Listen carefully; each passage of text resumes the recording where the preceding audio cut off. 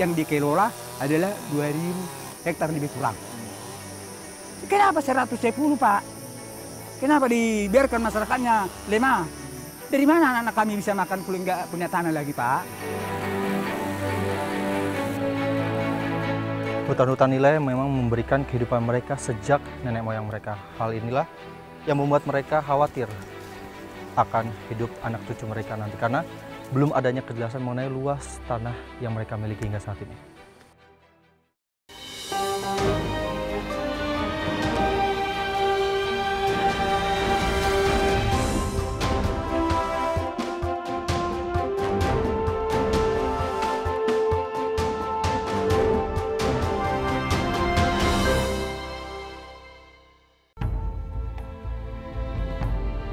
Indonesiaku masih menjelajah tanah Sumatera Utara, tepatnya di wilayah Kabupaten Toba Samosir. Tujuan kami ke desa Jambu Dolok yang berada di kawasan Kecamatan Pintu Pohan Meranti. Desa Jambu Dolok terletak di wilayah pedalaman Kabupaten Toba Samosir. Kami harus melanjutkan perjalanan dengan menggunakan kendaraan roda 2. Pemekaran Kabupaten Toba Samosir melalui Undang-Undang Nomor 12 Tahun 1998 diharapkan mampu meratakan pembangunan yang ada di wilayah ini. Namun kabarnya, hingga saat ini masih ada saja masyarakat yang tinggal dan tidak mengerti apa itu arti pembangunan yang merata sesungguhnya. Selengkapnya di Indonesiaku. Ya, langsung.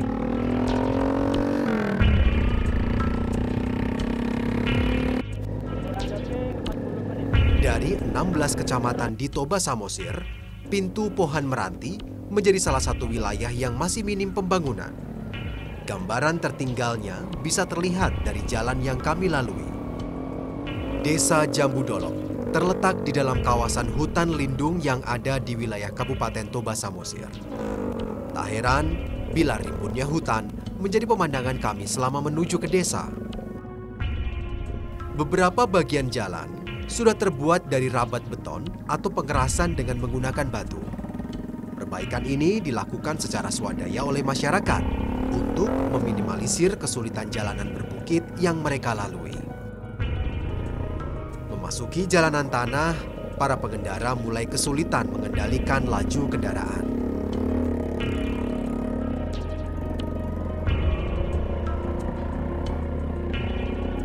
Tanah yang terbuka akibat tergerus aliran hujan semakin menyulitkan laju kendaraan kami. Terbukti, saat memasuki jalanan yang sempit akibat aliran air hujan, motor yang membawa perlengkapan kami pun selip dan terjatuh.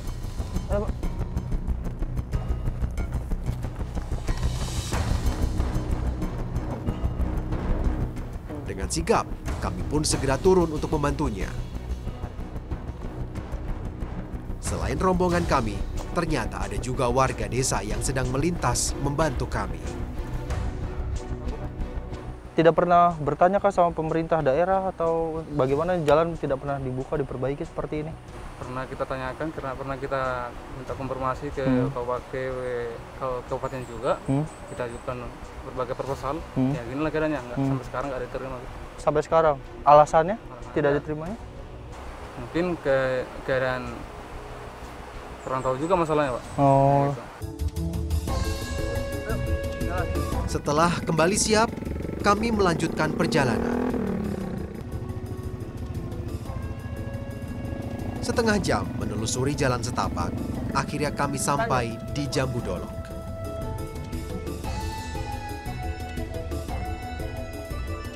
Desa ini sebenarnya bernama Desa Meranti Tengah. Nama Jambu Dolok merupakan istilah yang digunakan oleh warga desa karena wilayah mereka yang berada di balik puncak bukit, di mana jambu berarti puncak dan dolok berarti bukit.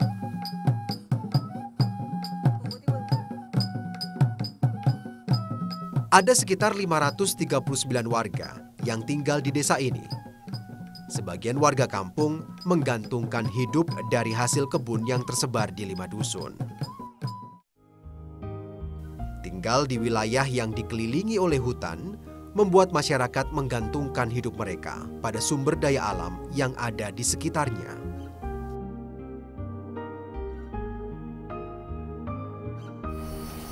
Kabarnya memang lebatnya hutan di wilayah ini membuat masyarakat memanfaatkan semua yang ada di dalamnya. Salah satunya adalah kayu-kayu yang ada di dalam hutan ini, dan saya terdengar ada sedikit aktivitas dan suara mesin pemotong kayu. Kita akan lihat sana.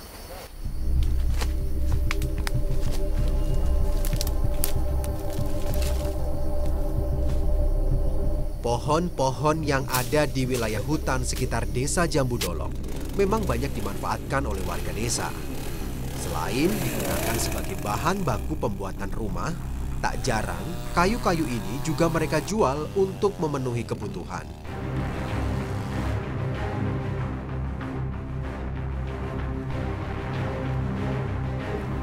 Warga desa meyakini penebangan kayu yang mereka lakukan tidaklah melanggar aturan, karena mereka menebang pohon-pohon milik mereka sendiri yang berada di dalam tanah ulayat milik warga desa.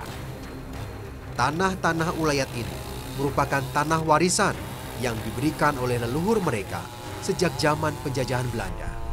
Ada sekitar 9.800 hektar tanah yang diyakini sebagai tanah ulayat warga desa Jambu Dolok. Namun sayangnya, setelah Indonesia merdeka, Departemen Kehutanan menaruh tapal batas di sekeliling tanah ulayat mereka.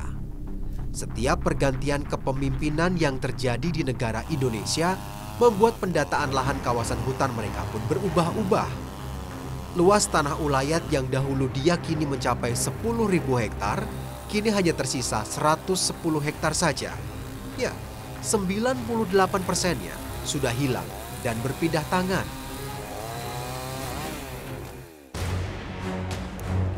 Tuntutan hak ulayat yang diutarakan warga desa Jambu Dolok memang cukup beralasan. Pasalnya, mereka tak ingin tanah ulayat yang mereka miliki berpindah kepemilikan karena alasan yang tidak jelas. Hal ini terkait dengan dugaan masyarakat adanya jual beli lahan hutan lindung yang ada di wilayah Kecamatan Pintu Pohan, Kabupaten Toba Samosir. Ironis memang, saat warga desa yang sudah secara turun-temurun menjaga dan menggantungkan hidup mereka dari hutan ulayat, ada pihak yang tidak bertanggung jawab mengakali sumber hidup warga demi perhitungan untung rugi. Sudah heran aku, Pak.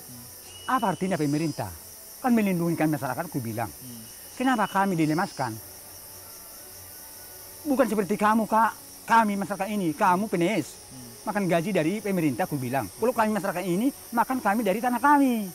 Jadi, dari mana anak-anak kami bisa makan kalau nggak punya tanah lagi, Pak? Status tanah ulayat yang belum menemui kejelasan membuat mereka kebingungan.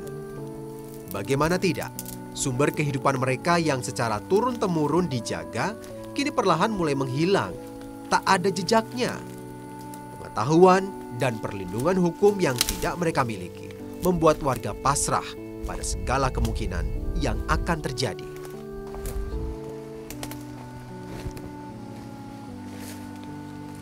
Hutan-hutan nilai memang memberikan kehidupan mereka sejak nenek moyang mereka. Hal inilah yang membuat mereka khawatir akan hidup anak cucu mereka nanti, karena belum adanya kejelasan mengenai luas tanah yang mereka miliki hingga saat ini.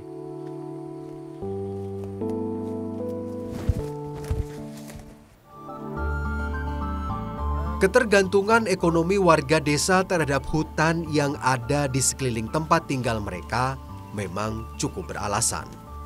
Pasalnya, letak desa yang berada di ketinggian sampai 1.200 meter di atas permukaan laut membuat berbagai macam jenis tanaman dapat tumbuh subur di wilayah ini. Pagi ini, saya bersama warga desa akan menuju ke ladang pohon nilam.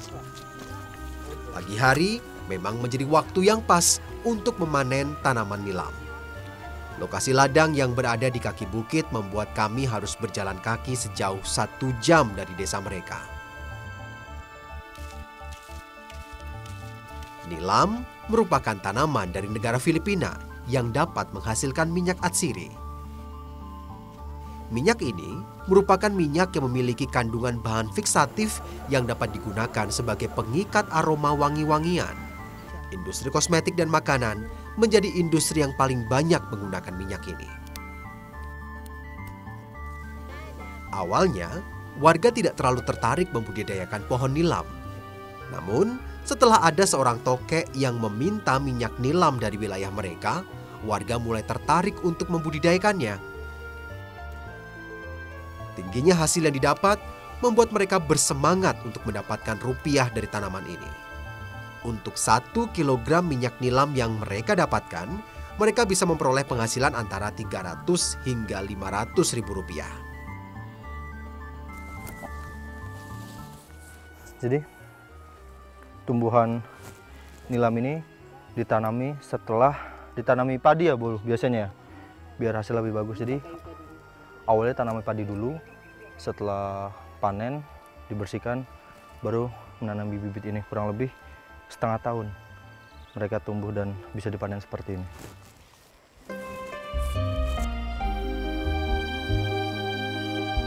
Tanaman nilam memiliki masa produktif selama 3 tahun. Selama waktu tersebut, warga dapat memanen tanaman ini setiap 2 bulan sekali. Indonesia merupakan negara penghasil nilam terbesar di dunia. Sekitar 90% kebutuhan minyak nilam dunia disuplai dari negara ini. Walau harganya cukup tinggi, namun tidak serta-merta membuat kehidupan masyarakat desa Jambu Dolok memiliki kehidupan yang sejahtera. Selain minimnya pengetahuan untuk mendapatkan minyak nilam terbaik, harga minyak yang ditentukan oleh sang tengkulak menjadi faktor rendahnya perekonomian yang ada di wilayah ini. Warga akhirnya memilih pasrah, meski harga jual minyak tidak sebanding dengan tenaga yang mereka keluarkan ketika merawat tanaman tersebut. Daun-daun nilam yang telah mereka panen langsung mereka jemur di halaman rumah mereka. Pengeringan ini dilakukan hingga berat daun berkurang setengah dari berat sebelumnya.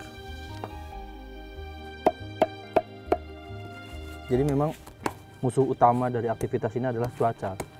Karena kalau misalkan lagi musim hujan atau matahari mendung seperti ini ya Boru ya, itu susah kering.